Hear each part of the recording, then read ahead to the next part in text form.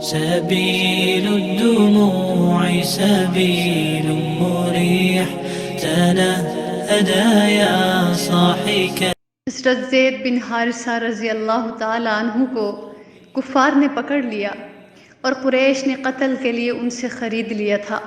जब उनको सूली देने के लिए ले चले तो अबू सुफियान बिन हरब ने उनसे कहा, ज़ैद, तुझे खुदा की कसम, क्या तुम चाहते हो कि मोहम्मद सल्लल्लाहु अलैहि वसल्लम को फांसी दी जाती और तुम अपने घर में आराम से होते? ज़ैद रज़ी अल्लाह ताला अन्हु ने कहा, अल्लाह की कसम, मैं तो ये भी नहीं चाहता कि मेरी रिहाई के बदले नबी करीम सल्लल्लाहु अलैहि वसल्लम के पाए मुबारक में अपने घर के अंदर भी कांटा लगे।